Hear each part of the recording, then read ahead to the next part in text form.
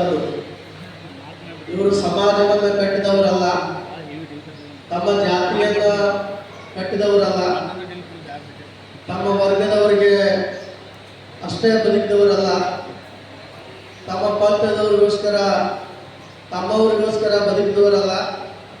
ಮಂಡ್ಯ ವರ್ಗದ ಸಮಾಜದವರು ಇಡೀ ಅಖಂಡ ಭಾರತ ಮಾತೆಯ ಏಳಿಗೆಗಾಗಿ ಬದುಕಿರ್ತಕ್ಕಂಥ ಒಂದು ಏಕೈಕ ಸಮಾಜ ಯಾವುದಾದ್ರೂ ಈ ನಾಡಿನೊಳಗೆ ಐತಿ ಅಂದ್ರೆ ಅದು ಹಂಡೆ ವಜ್ರದ ಸಮಾಜ ಅನ್ನುವಂಥದ್ದನ್ನು ಈ ಸಂದರ್ಭದಲ್ಲಿ ಹೇಳ್ತಕ್ಕಂಥದ್ದು. ನಮ್ಮ ಕರ್ಮಠ ಸ್ವಾಮಿಗಳು ಹಿಂದೆ ಸಮಾಜದ ಗುರುಗಳಾಗಿ ಎಲಿಪ್ಯಾಡ್ ಮುಖಾಂತರವಾಗಿ ಇಡೀ ಈ ಭಾಗದ ತುಂಬೆಲ್ಲ ಸಂಚಾರವನ್ನು ಮಾಡಿ ದೊಡ್ಡ ಕ್ರಾಂತಿಯನ್ನು ಮಾಡಿ ಈ ಸಮಾಜದ ಕೆಲಸ ಏನು, ಇದರ ಹಿಡಿಮೆ ಗರಿಮೆಗಳು ಏನು ಅನ್ನುವಂಥದ್ದನ್ನ ಆಕಾಶದ ಮೂಲಕ ತಿಳಿಸಿದವರು ನಮಗೆಲ್ಲ. ಅದ್ರ ಜೊತೆಗೆ ಇಲ್ಲೆಲ್ಲ ಸಮಾಜ ಬಾಂಧವರು ಒಂದು ಮಾತು ಹೇಳೋದೇನು ಅಂತಂದ್ರ, ನಾವೆಲ್ಲ ಒಗ್ಗಟ್ಟಾಗಬೇಕು. ಒಂದು ಕಟ್ಟಿಗೆ ನಿಮ್ಮ ಕೈ ಕೊಟ್ರಂದ್ರ ಪಟ್ನ ಮುರಿದು ಬಿಡ್ತೇವೆ. ಎರಡು ಕಟ್ಟಿಗೆ ಕೊಟ್ರಂತಂದ್ರ ಒಂದ್ ಸ್ವಲ್ಪ ತಡ ಆಗ್ತದ.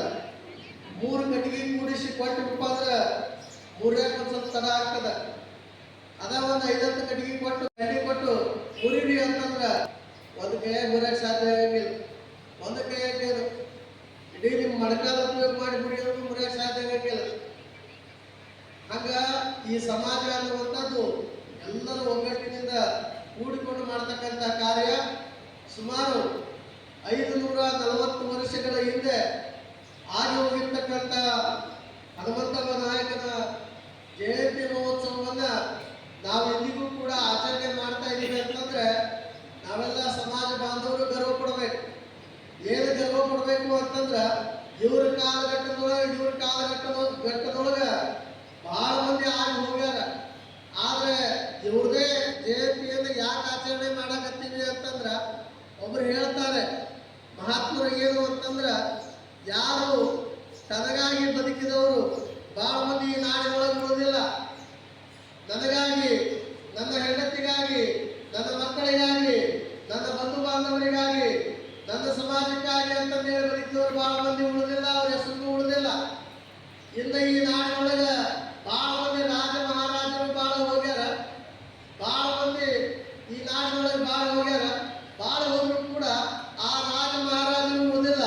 ಆ ರಾಜ ಮಹಾರಾಜರು ಕಟ್ಟಿರ್ತಕ್ಕಂಥ ಅರಮನೆಗಳು ಕೂಡ ಉಳಿದಿಲ್ಲ.